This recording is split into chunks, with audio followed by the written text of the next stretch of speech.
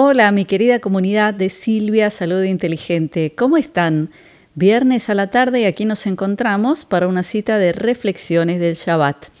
Antes de hablar del tema de hoy, quiero primero agradecer a toda la gente del mundo que se tomó seriamente el pedido de meditar visualizando lluvia. No solo meditar, sino que orar, rezar, es decir, cada uno con su costumbre y su sistema. Quería contarles que en la provincia de Córdoba, Argentina, ha llovido muchísimo las últimas 2 semanas, algo atípico, y también para la semana que viene está pronosticada mucha lluvia. ¿Y qué es lo que vemos aquí? Vemos que primero cuando utilizamos nuestra capacidad de creación, quizás no vemos el resultado de inmediato y a veces la gente se desilusiona y piensa que no funciona. Pero si nos concentramos y estamos seguros de que sí funciona, tenemos fe en nuestro poder, vemos que al final esto sí ocurre, porque los procesos en el mundo físico toman tiempo, no es algo inmediato. Es decir, el pensamiento es inmediato, pero los procesos en la naturaleza toman tiempo. Y yo no tengo ninguna duda de que estas lluvias tan abundantes y atípicas en esta estación fueron resultado de nuestro trabajo, de nuestra unión y nuestra intención. Y sobre esto quiero decir que hay mucha gente que habla hoy, hay muchas teorías que dicen que lo que pasa a nivel climático se puede manejar con ciertas tecnologías. Bueno, no es tanta teoría porque existen miles de patentes, cualquiera las puede buscar en los registros de patentes. Ya desde hace decenas de años hay patentes que muestran que se puede generar lluvia, se puede generar sequía, se puede generar viento, se puede hacer muchísimo con la tecnología. Y mucha gente explica que esto funciona a través de energía electromagnética, que parte del sistema es también a través de las antenas que nosotros vemos hoy para la telecomunicación, porque al fin y al cabo la telecomunicación funciona con energía electromagnética. Y si eso es cierto, porque no lo sé, yo no soy experta en eso, entonces no puedo decir si es cierto o no, solo puedo decir que se habla muchísimo del tema. Entonces podemos primero preguntar, ¿dónde más hay un gran generador de energía electromagnética? O sea, ¿quién más es un generador potentísimo de energía electromagnética? A ver si me lo escriben abajo. Les doy unos segunditos para que lo escriban en los comentarios. Bueno, sí, muchos lo deben estar pensando. El ser humano es un generador de energía electromagnética. Eso ya es algo probado científicamente.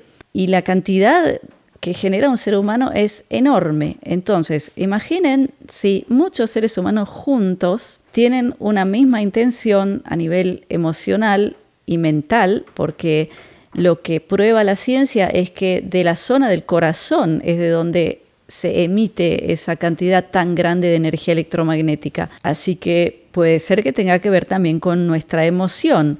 Entonces, si hay gente que piensa que la tecnología puede generar cierto efecto en la naturaleza, entonces no tenemos que menospreciarnos a nosotros y tenemos que saber que nosotros poseemos la misma energía que el otro lado, que el que trata de hacer cierta cosa, nosotros podemos decidir hacer lo contrario. Lo único es que tenemos que unirnos en el pensamiento, en la emoción y en la fe en que podemos hacerlo. Y yo creo que la prueba es lo que ha ocurrido en la provincia de Córdoba, Argentina, luego de estos eventos tan trágicos y horribles de los incendios que ya todo el mundo entiende que son causados por seres humanos, o sea, gente que los prende, no es nada natural, y eso unido a una tremenda sequía, que eso es lo que la gente piensa que puede ser creado a través de la tecnología. Entonces, si es así, que de nuevo es una hipótesis, yo no sé si es cierto o no, pero si fuera cierto, entonces nosotros podríamos utilizar nuestra capacidad, que no es menor a la del otro lado, digamos, si el otro lado es alguien que está haciendo una cosa tan fea, ¿no es cierto? Entonces, yo quería comenzar este video con esta buena noticia y con esta conclusión tan importante que es que no tenemos que sentirnos tan impotentes, como si nosotros no pudiéramos hacer nada. Y podemos hacerlo desde la comodidad de nuestra casa y gratis. O sea, que no hay ningún pretexto para no intentarlo, por lo menos.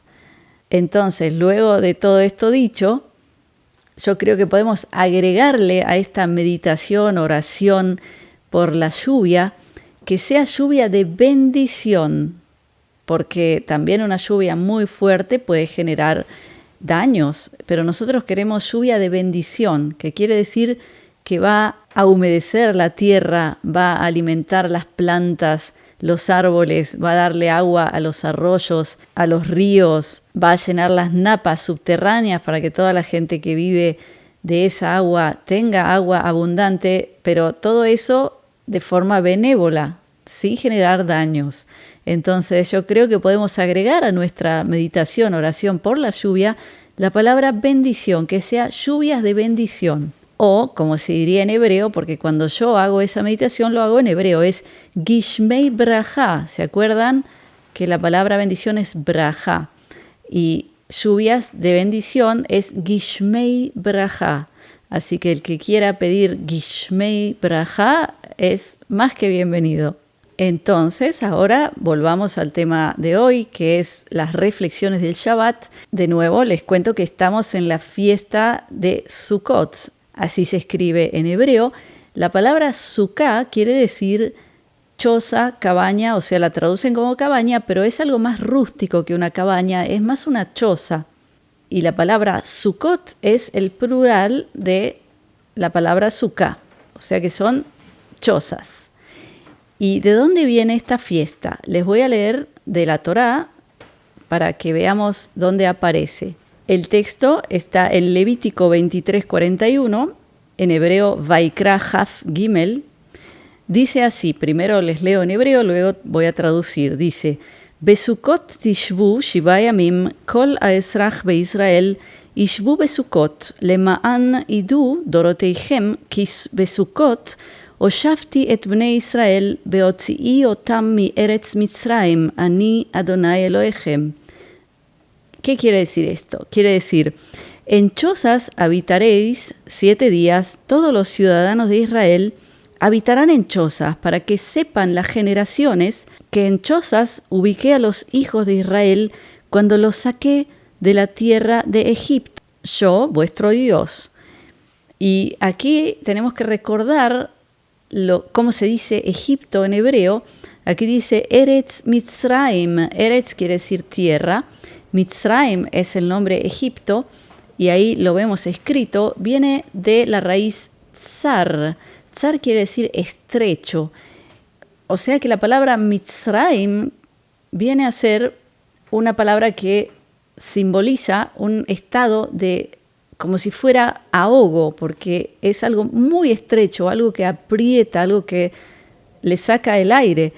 Es sin duda una situación sofocante, desagradable, porque Egipto simbolizaba el estado de esclavitud. Por eso, esta fiesta de Sukkot se hace para eso, para que recuerden el momento de la salida de la esclavitud, porque como iban por el desierto hacia la tierra prometida, ellos podían habitar solo en chozas muy humildes. Y aquí esto se conecta también con la fiesta anterior, que es Yom Kippur, que inmediatamente luego de terminar el ayuno de Yom Kippur, que es el día más santo de todo el calendario hebreo, es Yom Kippur.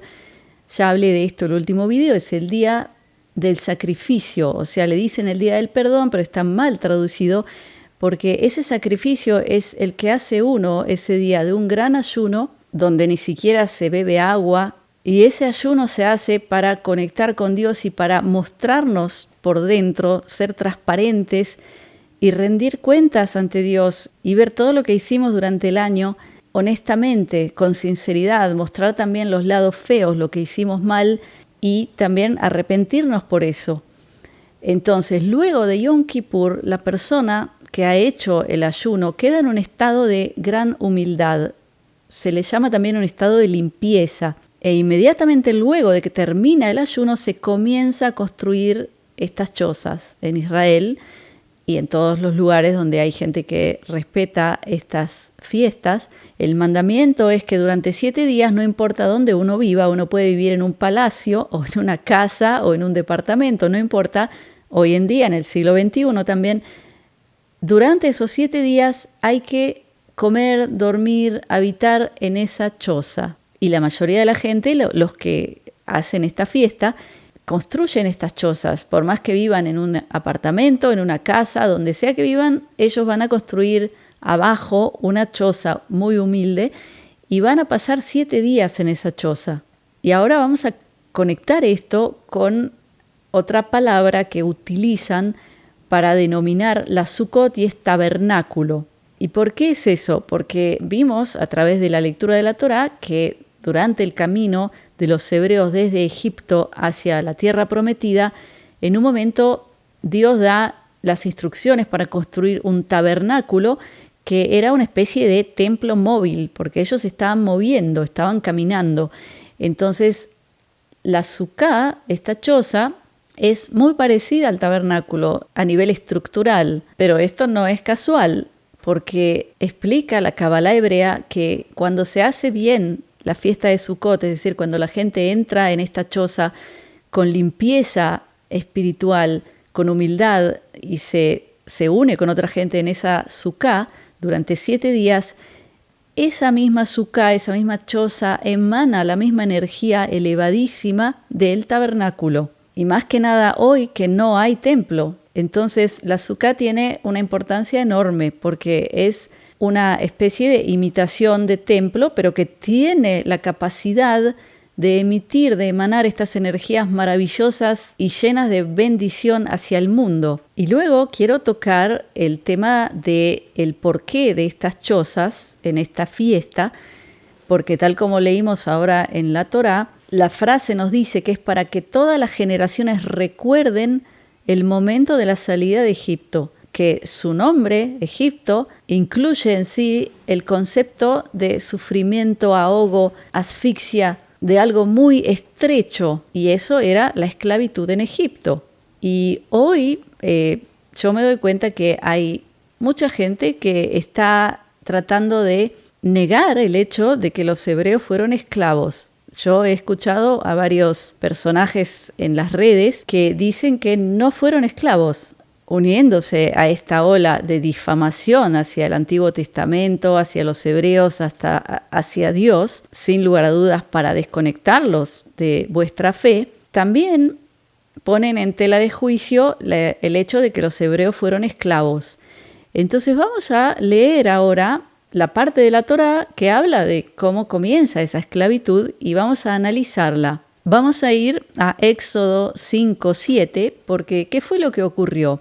Cuando comienza el libro Éxodo, el libro Shemot en hebreo, aparece la famosa frase que dice: y se levantó un nuevo rey en Egipto que no conocía a Yosef. Recordemos que Yosef fue una enorme bendición para Egipto, porque Yosef, gracias a su capacidad de interpretación de sueños y de su capacidad de administrar, se convirtió en la mano derecha del faraón. Y el faraón de esa época se dio cuenta del nivel elevadísimo de Yosef y le permitió ser su mano derecha y administrar toda la riqueza de Egipto.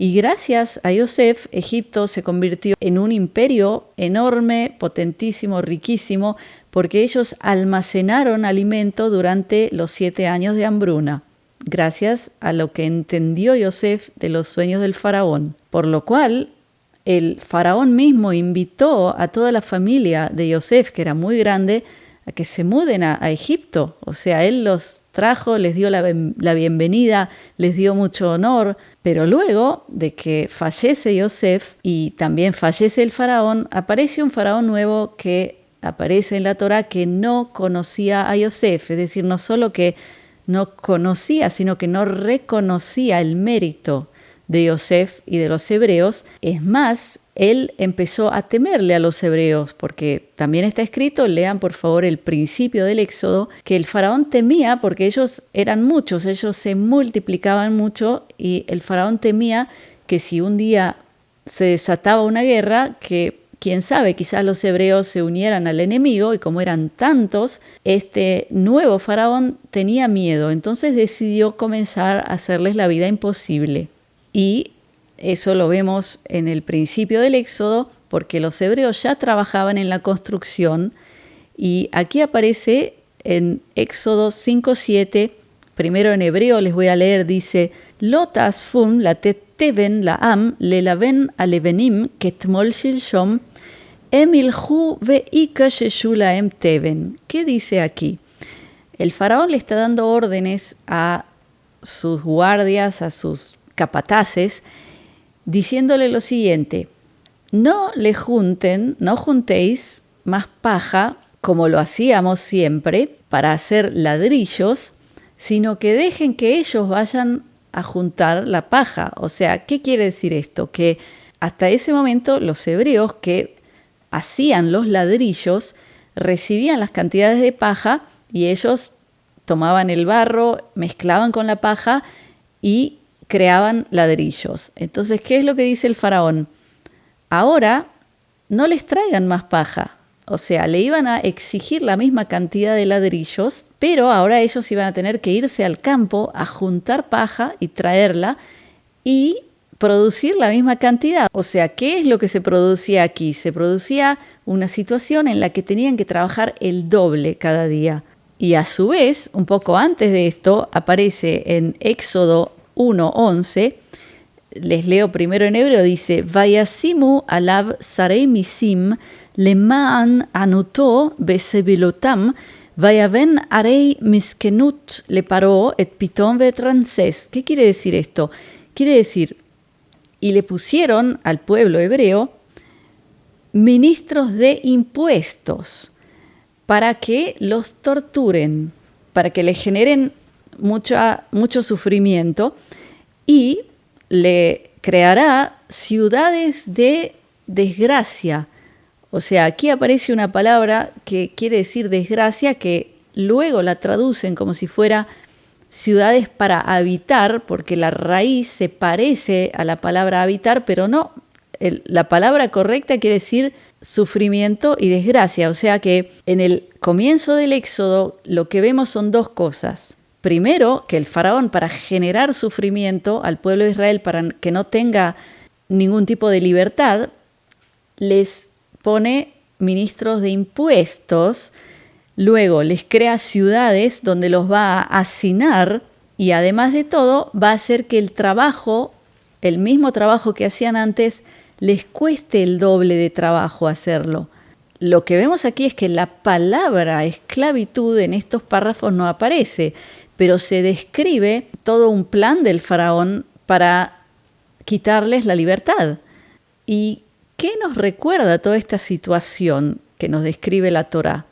Porque los que quieren empezar a negar el hecho de que los hebreos eran esclavos, quizás se atan a que no aparece la palabra misma en este párrafo, por lo cual pueden decir no eran esclavos. Y lo mismo uno puede decir de nosotros hoy. O sea, ¿acaso tú piensas que tú eres esclavo? ¿Alguien te lo ha dicho? ¿Alguien te lo ha definido? ¿Lo tienes escrito en tu documento de identidad? ¿Dice que eres esclavo? Por supuesto que no lo dice, nadie te lo dice. ¿Pero tú crees que no lo eres? Esa es la pregunta interesante, porque aquí hay algo muy sofisticado. Aquí hay una manipulación sin decir la palabra, pero haciendo todo, ¿para qué? Para quitar la libertad a un pueblo y para generarle mucho sufrimiento, pero sin decir la palabra esclavo. Y vamos a ver aquí lo interesante, que la forma de esclavizar era primero con impuestos. Y yo te pregunto, ¿tú no pagas impuestos? Luego, al hacer que el mismo trabajo que hacían siempre les cueste el doble de esfuerzo y tiempo, ¿a qué nos recuerda esto? Bueno, yo se los voy a explicar ahora desde el lado de Silvia Finanzas Inteligentes. El que no sabe, tengo un canal de finanzas llamado Silvia Finanzas Inteligentes, donde hablo mucho del impuesto implícito y, entre comillas, secreto, que es la inflación. ¿Y qué es la inflación exactamente? Es que tú trabajas lo mismo, pero cobras la mitad. Es decir, que para tener el mismo poder adquisitivo, para poder por lo menos pagar tus cuentas, que eso es algo que lo tienes que hacer sí o sí, tienes que trabajar el doble. O sea, es exactamente lo mismo que hizo el faraón, es generar una situación en la que tengan que trabajar el doble para conseguir lo mismo. Y también cobrarles impuestos. Entonces, ¿no te parece que aquí hay algo muy parecido a nuestra realidad de hoy? Solamente que nadie te dice de frente que eres esclavo. Algún día en el futuro, dentro de 100, 200, 500, 1000 años, alguien va a decir que tú no eras esclavo. Pero ¿acaso no lo eres? O sea, si te pones una mano en el corazón y eres honesto y sincero y te miras y dices, ¿acaso yo soy libre de hacer con mi tiempo lo que deseo, con mis energías lo que deseo? ¿O simplemente desde que me levanto hasta que se me acaba la energía estoy dando mi tiempo a otro, haciendo algo que no me aporta nada en mi vida? Y no solo eso, sino que me come todo el tiempo valioso en el que podría hacer lo que yo quiero. Y la pregunta es, ¿eso no es esclavitud? Es más, yo creo que hoy el nivel de esclavitud es tan alto y tan sofisticado y tan implícito y oculto para que no te des cuenta que nos han generado una cantidad de cadenas que nos atan para que perdamos nuestro precioso tiempo y nuestra preciosa energía. Y una de las herramientas par excellence es las redes sociales. O sea, ¿cuánto tiempo tú quemas de tu vida estando sentado, sentada, mirando otro video, escuchando otro influencer? Y es tiempo en el que podrías hacer algo, por ejemplo, para desarrollarte como persona o para generar más abundancia económica para que te dé la libertad de hacer lo que quieres. ¿De qué otra forma te esclavizan? El sistema te esclaviza, por ejemplo, habiéndote acostumbrado a que tus necesidades básicas, como por ejemplo el agua, dependen de otro. O sea, en la ciudad, si a alguien se le ocurre cortarte el agua, tú estás en un gran problema y el agua es una necesidad básica. Lo mismo la electricidad, dado que hoy todo funciona con electricidad y si tú dependes de otro, tú estás atado a ese otro. Entonces, conectando todos los cabos de lo que hemos hablado hoy aquí, yo veo que hoy, en este momento de la historia, hay gente que se ha cansado de ser esclava y está intentando salir fuera del sistema. Yo soy una de ellos. Es decir, hay una ola de gente que se va a vivir en la naturaleza, se ocupa de tener, por ejemplo, paneles solares, de tener alguna fuente de donde sacar agua, puede ser una vertiente, puede ser un pozo, puede ser una perforación. Es decir, cada vez hay más gente que se da cuenta de que al estar dependiendo del sistema es esclavo y no quiere ser más esclavo, esclava. Y luego, ¿qué es lo que vemos? Que ocurren estos eventos tan horribles de que de golpe empiezan a prenderse fuego todas las zonas donde está esa gente. Y la pregunta es, ¿será que no le gusta al sistema, al establishment, que de golpe los esclavos se liberen?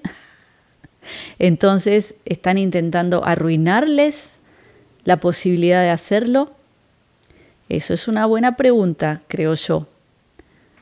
Entonces, ahora que cada uno sea honesto con sí mismo y antes de empezar a cuestionar si los hebreos fueron esclavos o no, que se mire a sí mismo, que vea de qué forma vive honestamente y se pregunte, ¿es este tipo de vida digno de un ser que está aquí para expresar la divinidad, para vivir una vida llena de libertad y para crear lo que desea con alegría, con salud?